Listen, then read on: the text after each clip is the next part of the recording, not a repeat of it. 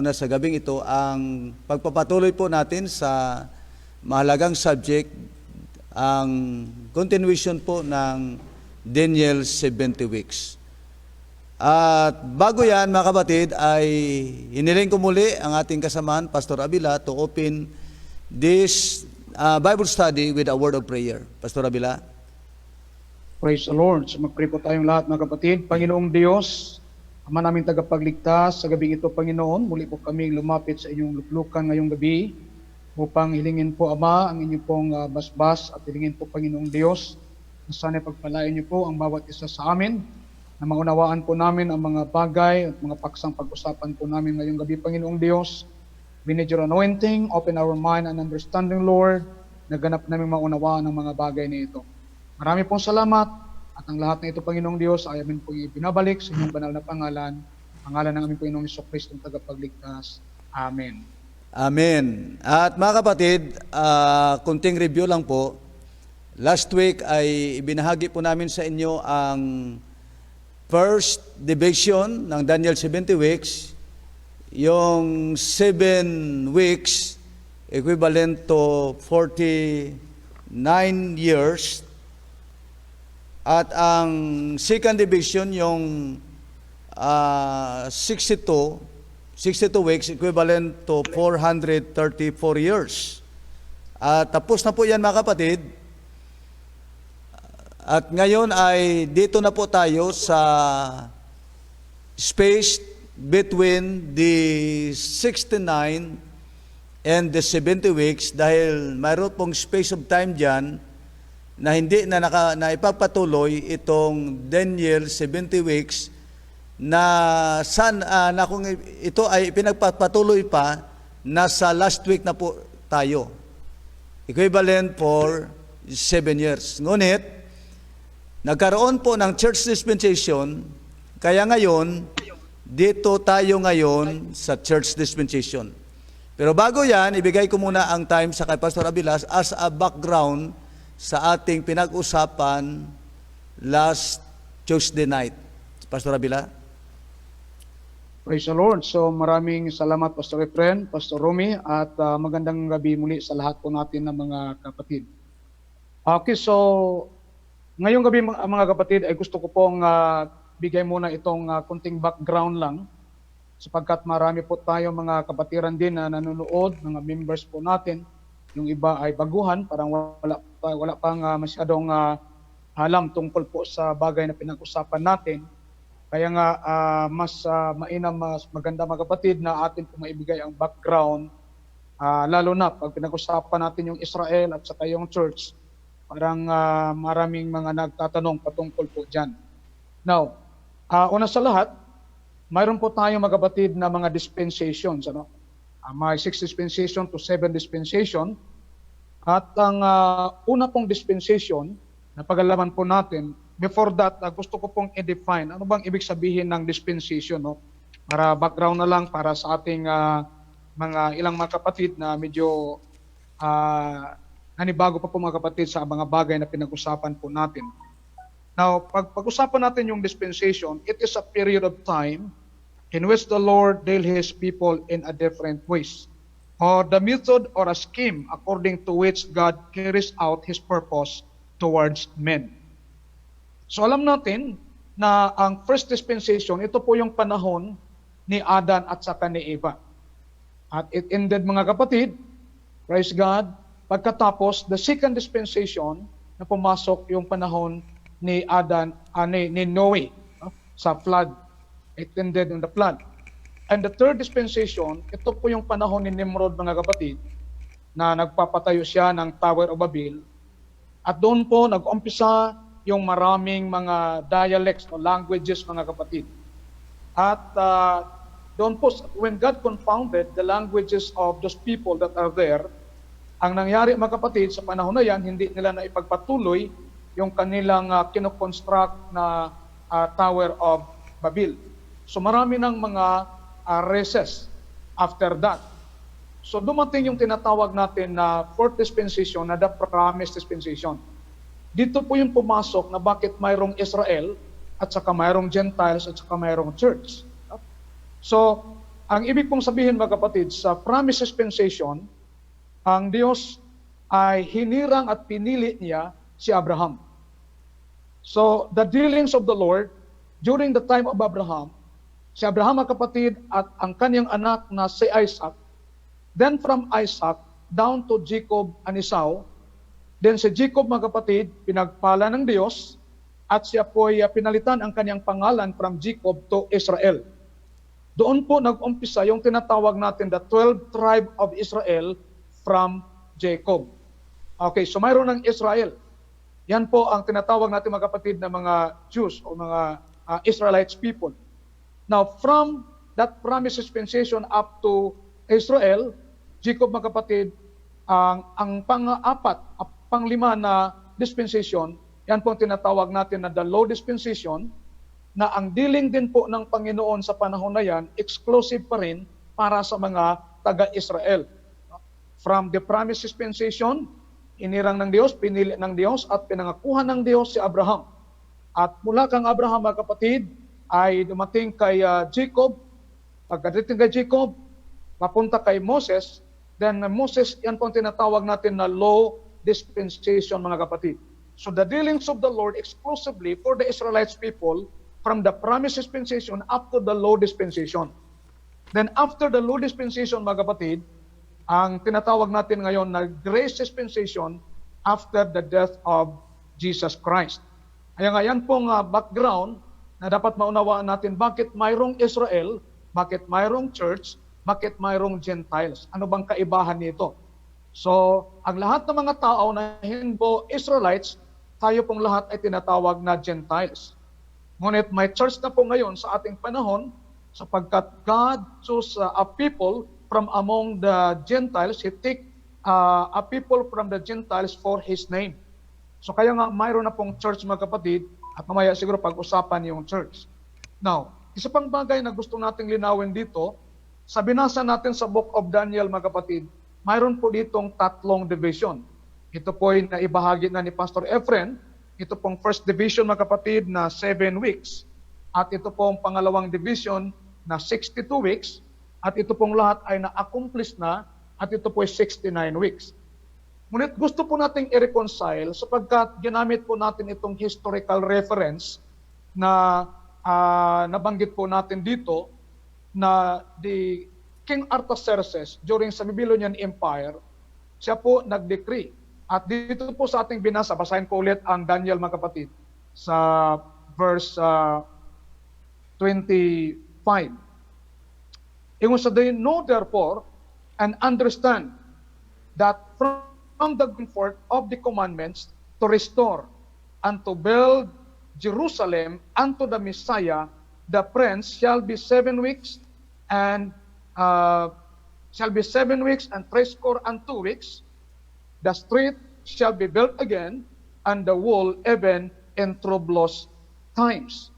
So dito sa 26 ay sinabi mga kapatid, and after 62 weeks, the Messiah shall be cut off, but not for himself, and the people of the prince that shall come shall destroy the city and the sanctuary, and the end thereof shall be with the flood, and unto the end of the war desolation are determined. So hanggang dito lang sa verse 26. Gusto rin po natin i-reconcile ito sapagkat sa history ginamit natin na 445 BC nag-umpisa that King Artaxerxes decree na i-restore itong tinatawag natin mga kapatid na Wall of Jerusalem. Then from the going forth, mula po noon mga kapatid, nag-umpisa ang tinatawag natin na Daniel 70 weeks. So pag i-compute natin from 445 BC up to 30 AD mga kapatid, ay 475 years lang, parang may missing. Kung tingnan po natin, yung interpretation natin sa weeks mga kapatid, ay pinapahayag na rin at ipinaliwanag na rin po ni Pastor Efren noon, na yung weeks doon ay means Hebrew words, heptads, 7 things, at atin na din pong binasa yung numbers, ng ibig pong sabihin mga kapatid na ang 1 day, sa 1 week na 7 araw, ang 1 day is equivalent of 1 year. So ang 1 week is equivalent of 7 years. Ngayon, pag i-times natin yung 69 weeks times 7, ang nangyari mga kapatid ay mayroon pong 483 years.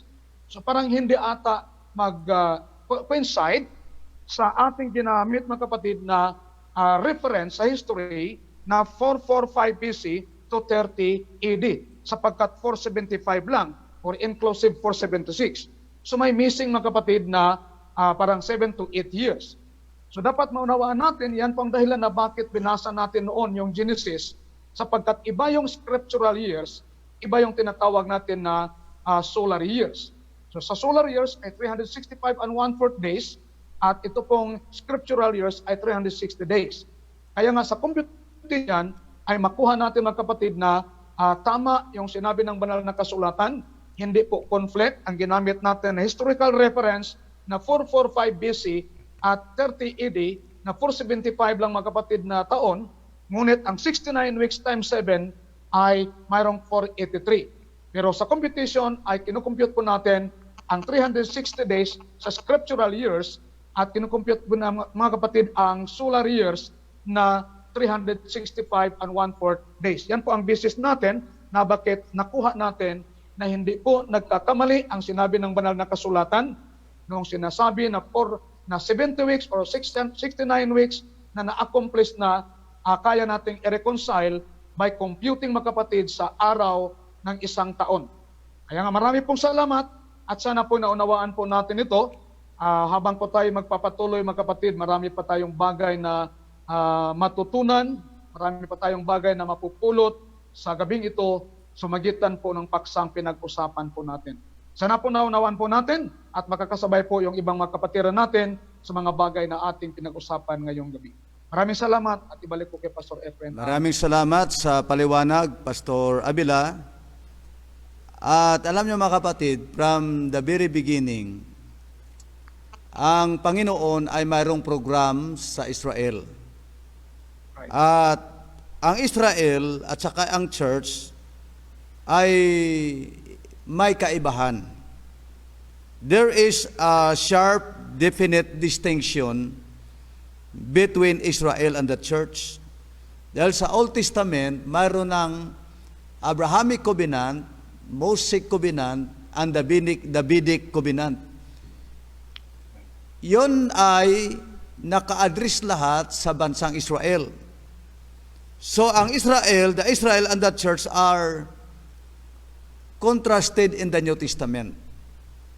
Dahil Israel was addressed as a nation in contrast to the church after the church had been established at Pentecost.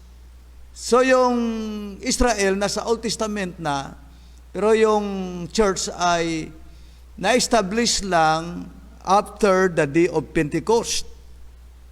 So the church is totally unforeseen in the Old Testament. Hindi po nakita yan. Wala pong church sa Old Testament. Although na mayroong sinasabi sa Book of Acts na mayroong church in the wilderness, pero alam po natin yan na yung church in the wilderness ay yon po ang Israel, yung tabernacle. Exclusively din po yon sa bansang Israel.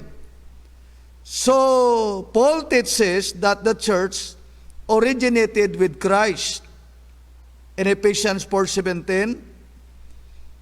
And if the church existed in any form before Christ, it was inoperative.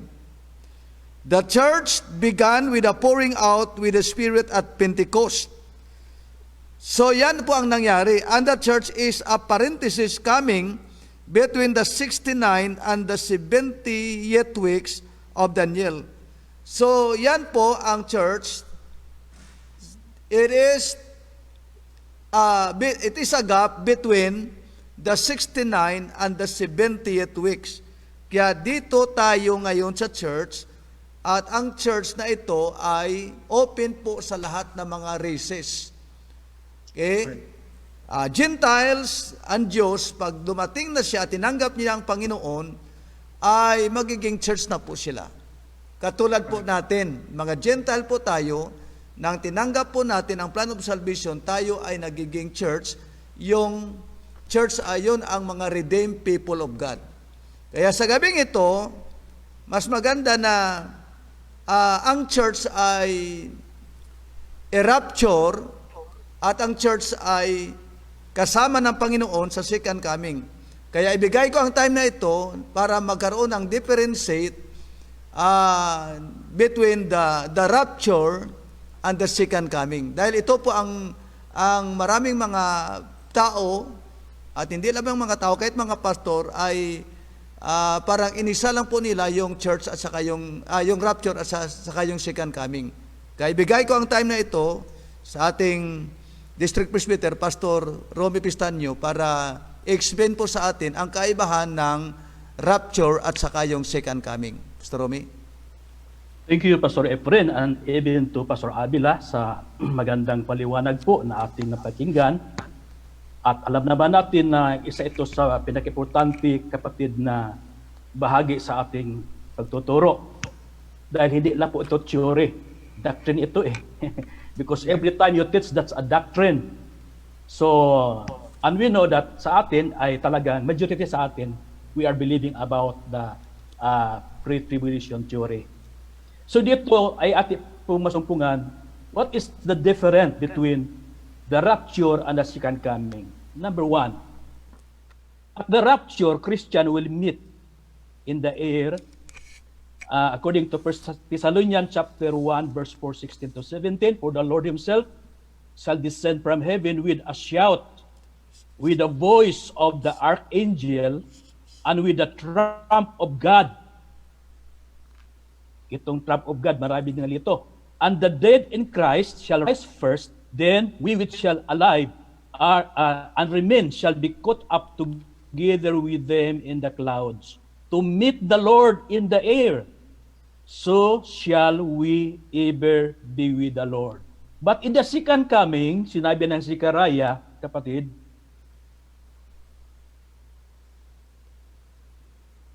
it. The city will be captured, the houses ransacked, and the woman raped. Then the Lord will go out to fight against those nations. And he fights in the day of battle. On that day, his feet will stand on the Mount Olives. So iba ang rapture, because rapture is the meeting in the air.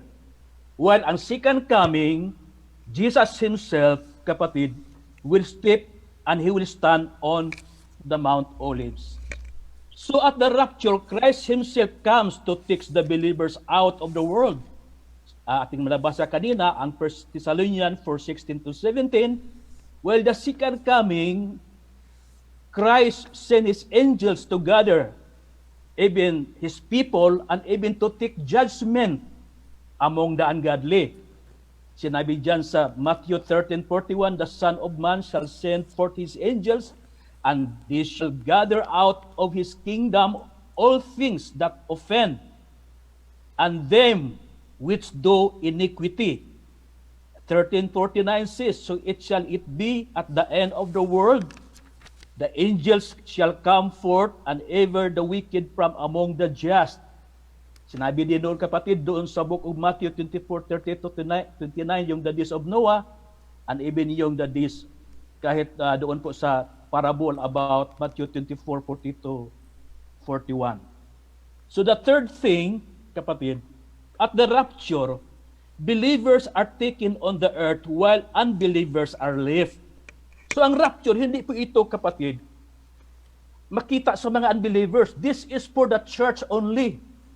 Hindi po ito maging gaya ng second coming na kahit ang lahat po ng mga all eyes shall see about the coming of the Lord. While in fact, the rapture, ang makaalam lang yung church, because this is the calling of his bride away. Sinabi doon sa 1 Thessalonians 4 verse 17. Iyan po ang mangyari when the rapture will take place, whereas in the second coming, ay ati po makita, kapatid, na kahit na yung nag-spur sa kanyang tagiliran ay makakita pa sa kanyang pagbabalik. So the fourth ones, at the rapture, kapatid, Jesus comes to rescue Christians before the hour of trial. The hour of trial is referred to the great tribulation or the wrath of God, according to Revelation chapter 3, verse 10, kapatid, that because thou hast kept the word of my patience, I will also keep thee from the hour of temptation, which shall come upon all the world to try them that dwell upon the earth. 1 Thessalonians 1 verse 10, and to wit, for his Son from heaven, for whom he raised from the dead, even Jesus, which delivered us from the wrath to come. Speaking of the wrath to come, speaking about the 7 years great tribulation. 1 Thessalonians 5 verse 9, for God hath not appointed us to wrath, but to obtain salvation by Christ Jesus our Lord. Okay? Well, the second coming, Jesus comes after the tribulation to inflict the final punishment, conquer his enemies, and to begin to rule the world from Jerusalem. Na binanggit naman ito, kapatid, sa Matthew chapter 24, 29 to 30. At ito din nag-connect sa Daniel chapter 9, verse 26 to 27. So bago po natin balik kay Pastor Efren ang panahon, dahil atin ito i-continue sa second round, ito po, kapatid, ay mga bagay na dapat ating malaman na ang ating Panginoon ay talagang nagbigay po sa atin ng blessed hope. Because we know that one of the most important things to know, that the rapture of the church will take at any time. Kaya alam naman natin, ang rapture walang signs pong binigay ng ating Panginoon. Hindi kagaya ng second coming na siya apak sa Mount of Olives, na mayroong binanggit doon, kapatid, na mga signs, tribulations, o mga bagay na ating po makita doon sa Book of Matthew. Ngunit yan po ay mga bagay na ating pong nakita na sa rapture, walang signs binigay ating Panginoon. You must be ready because the Lord will come at any moment. So we can continue this for the second round, kapatid, because there are many things to continue, and I will give this time back to Pastor Efren. Praise God, at maraming salamat, Pastor Romy, na ipinaliwanag po ninyo sa amin na mayroon talagang kaibahan ang rapture at saka yung second coming. The word rapture, mga kapatid, ay hindi mo po mababasa sa Bible. Because the rapture is an eschatological concept of a Christian, particularly within the branches of Christianity or Pentecostalism, consisting of an end-time event when all Christian believers who are alive, along with resurrected believers, will rise in the clouds to meet the Lord in the air. Yan po ang rapture. Apostle Paul, first epistles to the Thessalonians in the Bible, he uses the Greek word harpazo. So yung word na rapture ay from ancient Greek na harpazo, meaning to snatch away or to seize, and explains that believers in Jesus Christ will be snatched away from the earth into the air. So the term is most frequently used among conservative Christian theologians. And rapture has also been used for a mystical union with God for eternal life in heaven. So ang rapture ay galing sa Greek word na harpazo, meaning to snatch away, at ang Bible ay mayroong another term sa word na rapture, to translate or to caught up. Yun po ang ibig sabihin ng rapture. Kaya ipinaliwanag po sa atin ng ating kapatid, Pastor Romy, ang kaibahan ng rapture at saka yung second coming. Now, the rapture and the second coming of Christ are often confused. Sometimes, it is difficult to determine whether a scripture verse is referring to the rapture or the second coming. Kaya lalo na i-mix up mo no? However, in studying end times Bible prophecy, it is very important to differentiate between these two, the rapture and the second coming. The rapture is when Jesus Christ returns to remove the church or all believers in Christ from the earth. And the rapture is described in 1 Thessalonians 4:13 to 18 and 1 Corinthians 15:50 to 54. Basahin muna natin ang 1 Corinthians chapter 4 verse 13 to 18 na ito ay nagsasaad about rapture. Basahin po natin, "But I would not have you to be ignorant, brethren, concerning them which are asleep, that ye sorrow not, even as others which have no hope. For 10. For if we believe that Jesus died and rose again, even so them also which sleep in Jesus will God bring with him." 15. "For this we see unto you by the word of the Lord, that we which are alive," tingnan po natin yung word na yan, "and remain unto the coming of the Lord shall not prevent them which are asleep." Verse 16. "For the Lord himself shall descend from heaven with a shout, with the voice of the archangel, and with the trump of God, and the dead in Christ shall rise first." Verse 17. "Then we which are alive and remain shall be caught up together with them in the clouds, to meet the Lord in the air. And so shall we ever be with the Lord." So itong rapture na ito, mga kapatid, ay tayo po ang, sabi ng Bible, meeting the Lord in the air. Now, 1 Corinthians chapter 15, verse 50. Tingnan po natin. "Now this I say, brethren, that flesh and blood cannot inherit the kingdom of God, neither that corruption inherit incorruption." 51. "Behold, I shew you a mystery. We shall not all sleep, but we shall all be changed." 52. "In a moment, in the twinkling of an eye, at the last trump, for the trumpet shall sound, and the dead shall be raised incorruptible, and we shall be changed." 53. "For this corruptible must put on incorruption, and this mortal must put on immortality." 54. "So when this corruptible shall have put in incorruption, and this mortal shall have put on immortality, then shall be brought to pass the saying that is written, death is swallowed up in victory." So yan po ang rapture of the church na ipinaliwanag po sa atin ni Pastor Romy, na ang kaibahan, dahil yung rapture ay mystery, in a moment, in the twinkling of an eye. Samantalang ang second coming, sabi ni Pastor Romy kanina, all eyes will see Him. So ang rapture ay twinkling of an eye.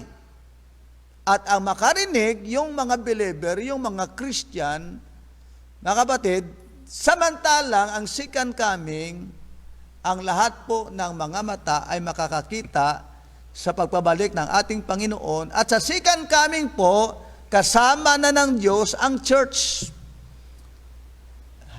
Habang ang rapture naman, ang Panginoon ay pupunta dito at kanyang kukunin ang church, pero hindi siya talaga bababa dito sa earth, kung hindi ang church ang siyang, mga kapatid, ay ang church sa twinkling of an eye, yun ang pupunta sa itaas, meeting nga in the Lord in the air. Praise the name of the Lord. At bago ko po ipagpatuloy, ibigay ko muna ang time kay Pastor Romy sa second round, dahil bibigyan mamaya ng background ni Pastor Abila itong church na ito at saka yung Israel. So sa second round, ibigay ko kay Pastor Romy. Thank you, Pastor Efren. At the rapture, there are no signs given which must take place before the rapture can occur. Rather, we have what we have is imminency. It could happen at any moment. That's why sa ating pangangaral, ang ating pangaral, prepare because Jesus is coming. That is the preaching about the imminent coming of the Lord. Dahil kung tingnan po ating kapatid, if we want to look for the Great Tribulation, at least ang i-preach mo, prepare because Antichrist is coming. But that is not the preaching we preach. We are preaching about that every believers must prepare because Jesus may come at any time. Kaya tayo namumuhay na may kabanalan. To what purpose? According to Titus 2 verse 11, for the grace of God hath appeared into all men, teaching us, denying ungodliness and worldly lust, but we must live soberly and godly in this present world. For what reason? For we are looking for the blessed hope and the glorious appearing of our great God and Savior Jesus Christ. So we believe about the doctrine of the imminency, the imminent coming of the Lord, according to 1 Timothy at Thessalonians 1-10.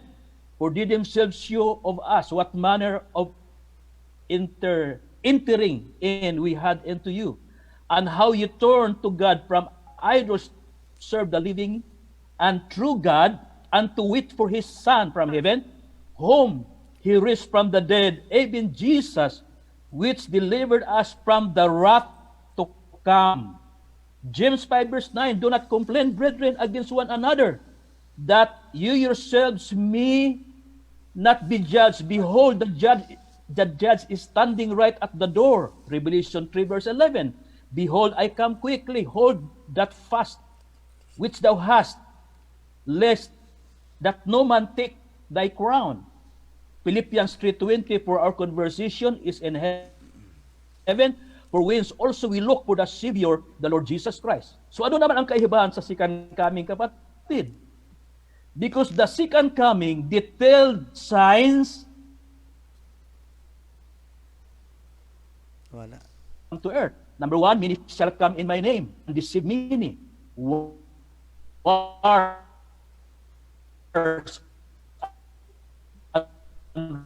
rumor of wars, nation against nation,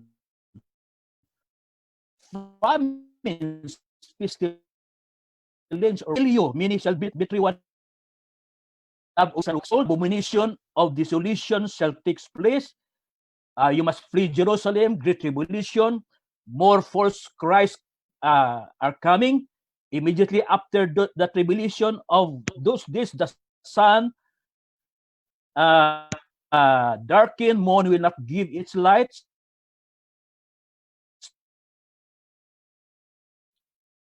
Stars will fall. Yan ang mga during the second coming. Okay?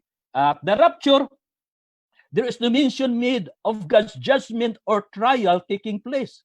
Only promises connected with looking for His return.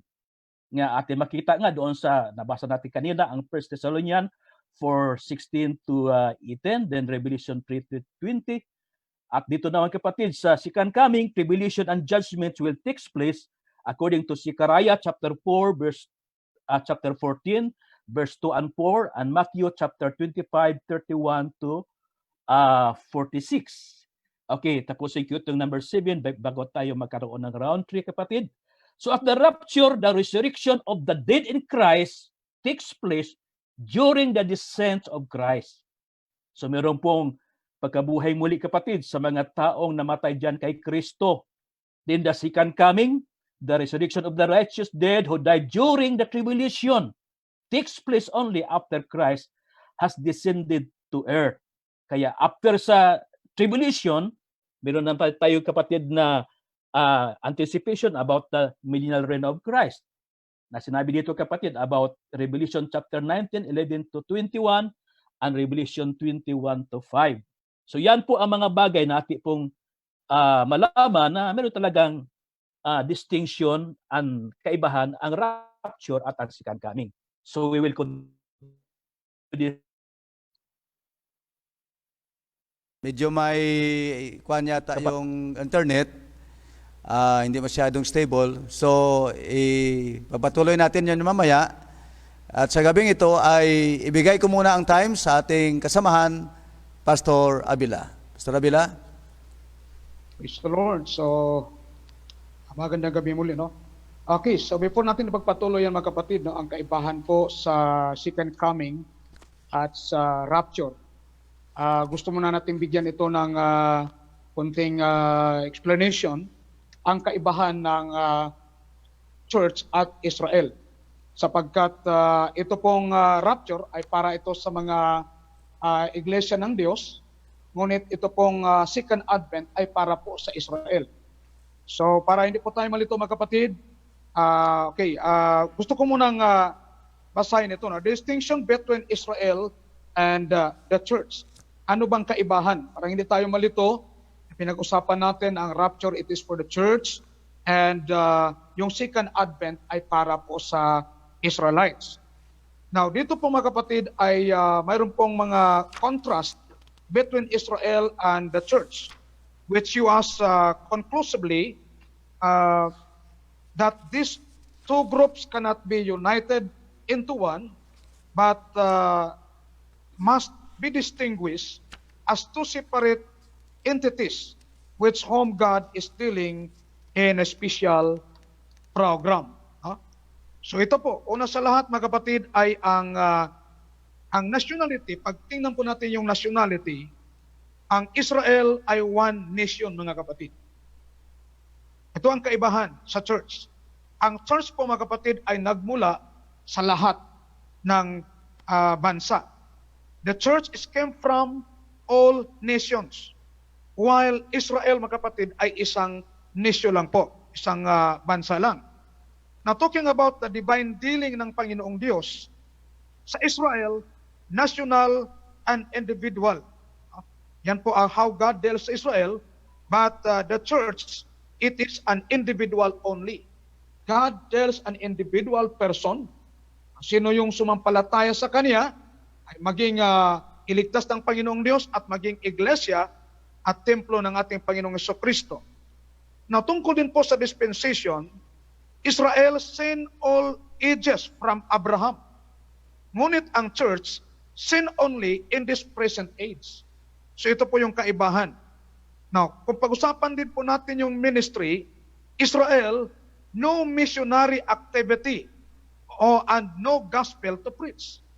Subalit, ang church mga kapatid is commissioned to fulfill the Great Commission.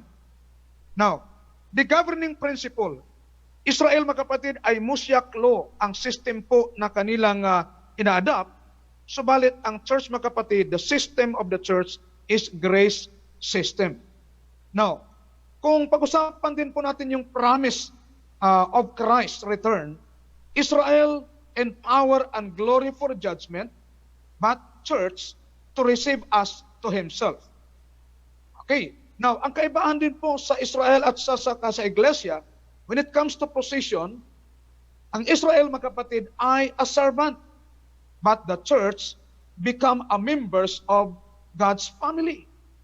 Now, sa Christ's earthly reign, Israel subject, mga kapatid. No? The subject here is the Israel, but the church is co-reigners. We will reign with Christ. But Israel, mga kapatid, sila po yung pinaka-subject dito. The last judgments, Israel must face judgment. But the church delivered from all judgment. Yan po ang sinasabi mga kapatid sa Romans 8:1. There is therefore now no condemnation to them which are in Christ, who walk not after the flesh, but after the Spirit. So ibig sabihin, nakuha na po natin mga kapatid, I hope na naunawaan po natin, sapagkat yung pinag-usapan natin dito, ang rapture mga kapatid at ang second coming ay mayroong isang, masabi natin mga kapatid, siguro sa event, iba yung tinatawag nating rapture, na ito po ay naibahagi na po ni Pastor Efren at ni Pastor Romy, sapagkat iba ang church. Sa church mga kapatid, ang rapture ay para sa church. Ngunit ang second coming of Christ ay para po ito sa mga taga-Israel. Kaya nga siniparit natin mga kapatid, no? So lastly, gusto rin natin basahin itong 2 Corinthians 5:9 to 10. No? Sapagkat ang kaibahan po ng rapture at saka second coming at the rapture, believers are judged. Mga believers po ito. But the second advent, the Gentiles and Israel are judged. Basahin ko muna ito before ko ibalik kay Pastor Efren. No? 2 Corinthians chapter 5, verse 9 to 10.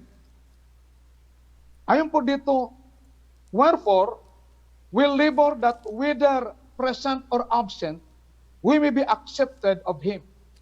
For we must all appear before the judgment seat of Christ, that everyone may receive the things done in his body according to that he hath done, whether it be good or bad. Now, tingnan po natin ito. Ito pong 2 Corinthians 5:10, mga kapatid, it refers po doon sa church. So, during sa rapture, the church, mga kapatid, kung may judgment man, yan po yung tinatawag natin na judgment seat of Christ. But the second coming, mga kapatid, ang i-judge doon ang mga Gentiles na hindi tumanggap sa Diyos at to include also the Israelites, mga kapatid. So, ayok na naunawaan po natin ang mga bagay po na atin pong natalakay ngayong gabi patungkol po dito sa kaibahan ng Church at Israel at of course, at tinalakan na din po natin ang kaibahan ng rapture at saka second coming. Ibalik ko ang panahon kay Pastor Efren.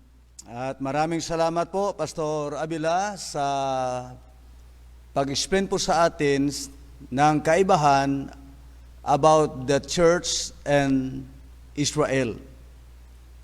Right. Lahat po ng sinasabi ay napakalinaw po na mababasa po natin sa banal na kasulatan. So bago ko ibigay ulit kay Pastor Romy, kasi medyo nagputol-putol kanina, pwede niya ibalik niya para lalo pong mahayagan ang ating mga kapatiran, ay bigyang pansin ko muna ito, mga kapatid. Why is it important to keep the rapture and the second coming distinct? Bakit po napakahalaga, napaka-importante na mayroong kaibahan ang rapture at saka yung second coming? Una, ganito po ang sinabi, if the rapture and the second coming are the same event, dahil may mga tao talaga na naniniwala na yung rapture at saka yung second coming, isang event lang po. Now, if it is true, if the rapture and the second coming are the same event, so we can conclude that believers will have to go through this great tribulation. Ngunit sinabi ng Bible sa 1 Thessalonians chapter 5 verse 9. Basahin po natin ang 1 Thessalonians chapter 5 verse 9. Ganito po ang sinabi, for God hath not appointed us to wrath, but to obtain salvation by our Lord Jesus Christ. God did not appointed us to wrath. Right. Revelation chapter 3 verse 10. Tingnan natin ang Revelation chapter 3 verse 10. Because thou hast kept the word of my patience, I also will keep thee from the hour of temptation, which shall come upon all the world to try them that dwell upon the earth. Kaya nga, iba ang rapture kaysa second coming. Dahil hindi po kalooban ng Diyos na yung church, kasi yung 1 Thessalonians, it is addressed to the church, na sinabi ng Panginoon, God has not appointed us to wrath, but to obtain salvation. Number 2, if the rapture and the second coming are the same event, then the return of Christ is not imminent. Yung sinabi kanina ni Pastor Romy. There are many things which must occur before He can return in Matthew chapter 24, verse 4 to 30. Kaya yung rapture, mga kapatid, at ang second coming, kung the same event, di mawala na yung doctrine of imminent. yung word na imminent at any moment. Dahil pag the same event, alam mo na kung kailan ang rapture. Alam mo na kung kailan ang second coming. After the Great Tribulation, mga kapatid, yun ang rapture, yun ang second coming, sumawala yung doctrine of imminent. Kaya yung doctrine of imminent, napakahalaga po niyan dahil yung doctrine na yan, yung teaching of imminent, yun ang doctrine na the Lord will come as a thief in the night. Wala pong nakakaalam. Number 3, in describing the tribulation period, in Revelation chapter 6 to chapter 19, nowhere mention the church during the tribulation, also called the time of Jacob's trouble. So yung Great Tribulation na yan, tinatawag din sa Bible, sa book of Jeremiah chapter 30 verse 7, na yun ay the time of Jacob's trouble.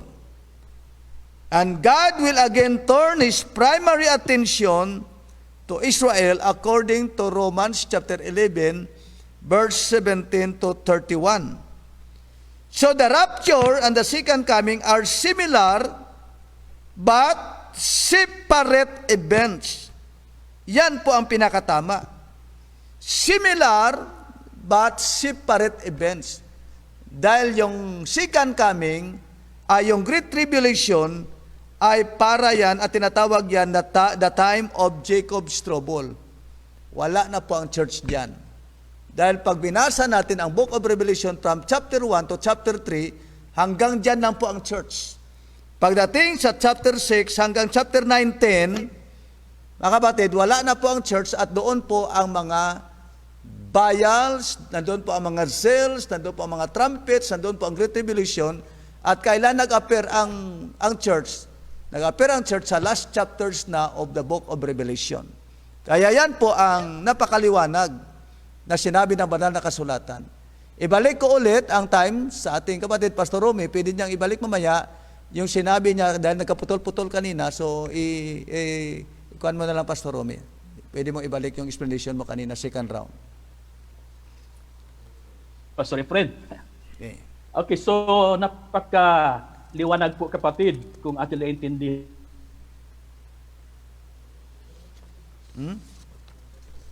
Yeah.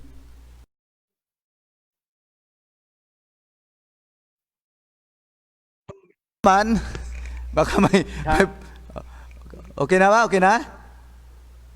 Medyo may problema yung internet ni Pastor Romy. Ibalik ko muna ang panahon sa Pastor Abila. Babalikan na lang kita mamaya. Parang, Pastor Abila? ito lang to okay. So parang ano ata parang marinig ata dito sa sa monitor.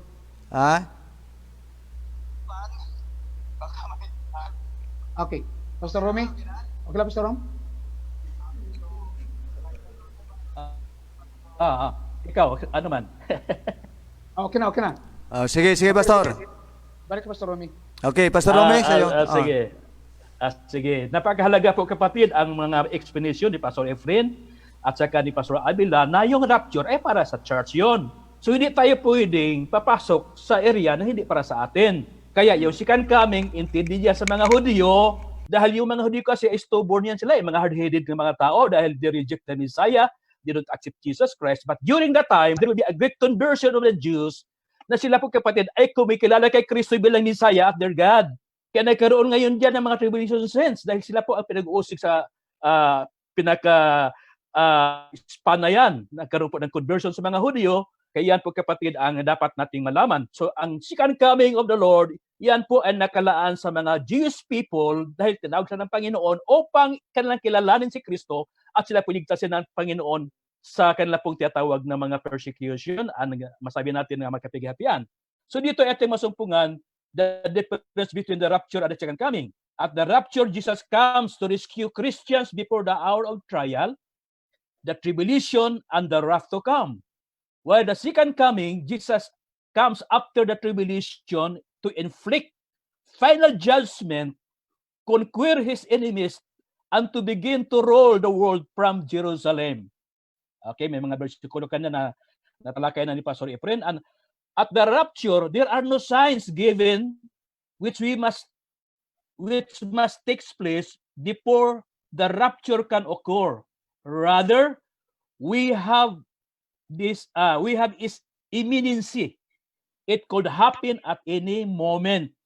Binanggit na rin Pastor Efren kanina yan, kapatid, according to the book of 1 Thessalonians chapter 1 verse 9 to 10. Dito naman sa second coming, detailed signs are given that must take place before Christ will come to earth. Sinabi doon sa Matthew chapter 24, yun po ang mga sinabi na signs po, kapatid.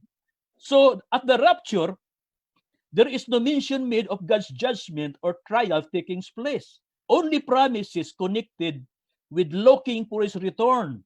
Sinabi dito, kapatid, sa second coming of the Lord, the tribulation and judgment is about to take place. According to Zechariah 14:2 and 4 and Matthew 25:31 to 46. Number 7, at the rapture, a resurrection of the dead in Christ takes place during the descent of Christ. At second coming, a resurrection of the righteous dead, not in Christ, but there will be a people be resurrected at that time who died during the tribulation. It will take place only after Christ has descended on earth, according to Revelation 19:11 to 21, Revelation 20, verse 1 to 5. Okay? At the rapture, believers are given glorified body, according to Corinthians 15:51 to 53, and 1 Thessalonians 4:15 to 17.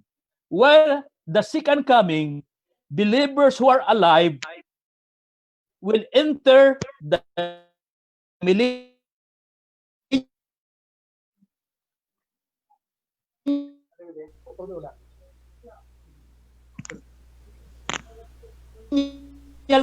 po ng millennial reign of Christ. Yan po ang pangako ng Panginoon sa mga Hudyo. Ngunit sa atin, kapatid, we belong to the people who are glorified and we are reigning with the Lord during that day. So yan po, kapatid, ang kaibahan na tayo po ay nagkaroon ng kaunawaan between the difference, the rapture and the second coming. God bless you, Pastor Efren. I will give you back the microphone.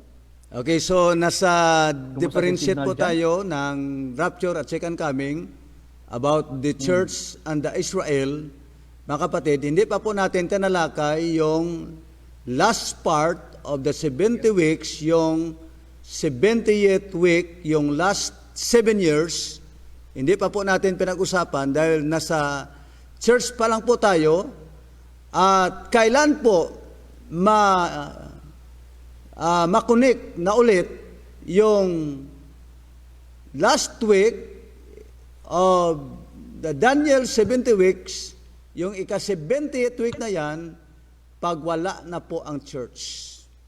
Dahil ang church lang po ang nagkaroon ng break dahil nagkaroon ng break na hindi na ipagpatuloy, pansamantala lang ang Daniel 70 weeks dahil mayroon pong church, mga kapatid, at pag ang church ay kinuha na ng Panginoon, the church which is His bride, kasi ang church yun ang bride of Christ, the temple of God, the body of Christ, mga kapatid, then after that, ay i-connect na muli ng Panginoon yung program niya sa Israel, yung 70 weeks of Daniel. Pero bago po tayo magtapos, ibigay ko ulit ang time sa ating kasamaan, Pastor Abila. Okay, so medyo ang oras natin mga kapatid, pero basahin ko na lang siguro isang verse dito po sa Book of Revelation chapter 3. At siguro yung pong 70th week or 1 week na naiwan by next session, if God's permit, ay mapag-usapan natin yan, no? Pero dito po sa pinag-usapan natin ngayon at tinalakay natin na atin pong pinapatunayan at ipinapaliwanag mga kapatid na ang rapture ay para sa church at ang church mga kapatid ay hindi na dapat papasok pa at makakaranas pa ng malaking kapighatian or Great Tribulation. Pero itong Revelation chapter 3 verse 10, dito po kasi nakasabi dito, Sabi dito, because thou hast kept the word of my patience, I also will keep thee from hour of temptation, which shall come upon all the world, uh, shall come upon the world to try them that dwell upon the earth. Now, mayroon po kasi interpretation, yung iba natin mga kapatiran, na during the tribulation, ay ang church ay nandito pa, but God will keep them from what we call the tribulation, will keep them from that what we call wrath. Sapagkat yung kanilang iniisip sa panahon ng Egypt, nung ang Diyos, He pour out the plague sa Egyptian, nandoon po sa Egypt, mga kapatid, ang Israel, sapagkat sila ay nasa Goshen. However, yung pong pag-pour out ng plague ng Panginoon, ay doon lang po tumama sa mga Egyptians, hindi po nakasali doon ang mga taga-Israel. So ganun din po yung kanilang interpretation, na sa pagdating ng panahon, the church will still makakaranas, mga kapatid, ng itong tinatawag na Great Tribulation, but during the time that God will pour out that plague upon the earth, ay isipti ng Panginoong Diyos raw ang iglesia. Pero nandito pa sa sanlibutan ito. However, na-figure out po natin, mga kapatid, tama po yung isang parang may na-figure out po natin ito, na for example, kung sa plague na yan, during sa wrath of God, pag mag-ulan ng yelo, mga kapatid, tama yung point ni Pastor Nilo, pag mag-ulan ng yelo, pagkatapos, nandito pa tayo sa sanlibutan ito, for example sa akin, nandito ako sa bahay ko, pagkatapos mag-ulan ng yelo, then yung yelo na yan ay tumama lang sa mga bahay ng mga unbelievers. So pag makita nila yung bahay ko ay hindi nasira dahil sa yelo na yan, pwede silang tatakbo dito sa akin. So figure out lang po natin, sapagkat literal po ito na mga bagay na mangyayari, ito pong judgment at ito pong plague ng ating Panginoong Diyos. Kaya nga para sa atin ay naniniwala po talaga tayo na during po, mga kapatid, sa tribulation ito, wala na po dito ang iglesia. Kaya nga ang iglesia, mga kapatid, ay rapture na ng Panginoong Diyos. We will be caught up together to meet the Lord in the air. Praise God. Before yung 1 week, mga kapatid, na naiwan, i-connect doon sa 69 week. Okay, maraming salamat po, Pastor Efren. Thank you, Pastor Abila. Ang titingnan po natin dyan, mga kapatid, bakit may rapture? Ano ba ang purpose ng rapture? No?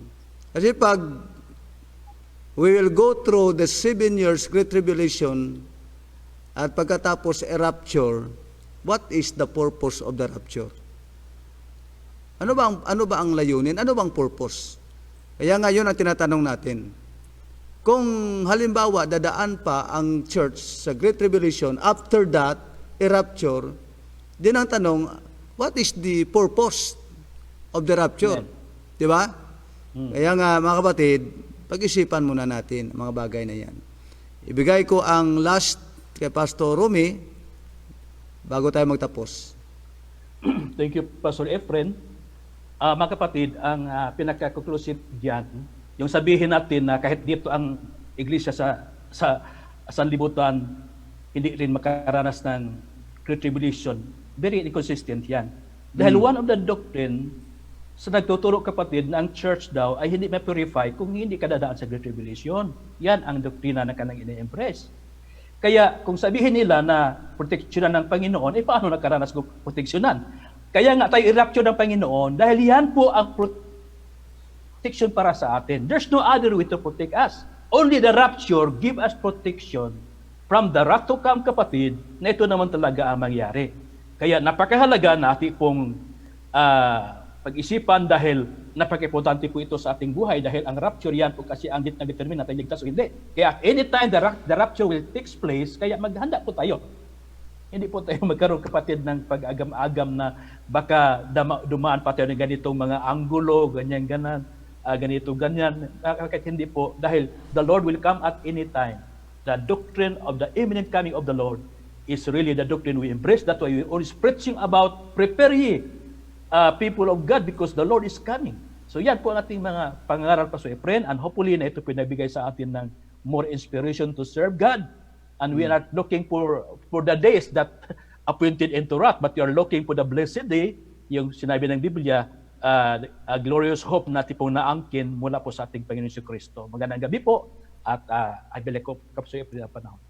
Yun yung mga kapatid. So yun ang sinabi ng Panginoon, sabi ng Apostle Paul, looking for that blessed hope, the glorious appearing of our great God and Savior, Jesus Christ. Yun po ang ating blessed hope. Hindi po tayo, mga kapatid, naghihintay sa pag-manifest ng son of perdition or the man of sin. Ang inihintay po natin yung appearing of our great God and Savior, Jesus Christ. So maraming salamat po sa gabing ito. Next time, pag-usapan na po namin ang mangyayari sa period of 7 years Great Tribulation. At maraming salamat muli sa ating mga viewers na walang sawang nagpapatuloy na sumusubaybay sa atin sa ating mga Bible study. At bago po tayo magtapos, at tapusin muna natin ito mga kapatid sa ating prayer at bago po tayo mag-greet muli sa ating mga viewers. So Pastor Romy, I would like to ask you to pray for our closing prayer para po sa ating Bible study. Salamat Panginoon sa mga salita mo o Diyos na nabahagi sa gabing ito. Salamat Panginoon using Pastor Abila, Pastor Efren, na itong mga subject ito ay napakahalaga po sa mga Pentecostal people because I believe that only the Holy Ghost revealed us in the rapture. So ang mga tao Panginoon nakatanggap po sa inyong banal na Espiritu, gaya po kang Pablo, you give him a revelation about this matter. So I believe that one of the things that we embrace because the rapture of the church is one of the revelation of the Holy Ghost given to us. And until now, we are always anticipating and hoping that the day will come that you're going to take your church away. Lord, bless your people as we continue to serve you at ligtasin mo po kami Panginoon sa makapahamakan po na dumating sa mundong ito. Bless everyone tonight and all the hearers of thy word. In Jesus' name we pray. Amen. Amen. At maraming salamat po mga kapatid.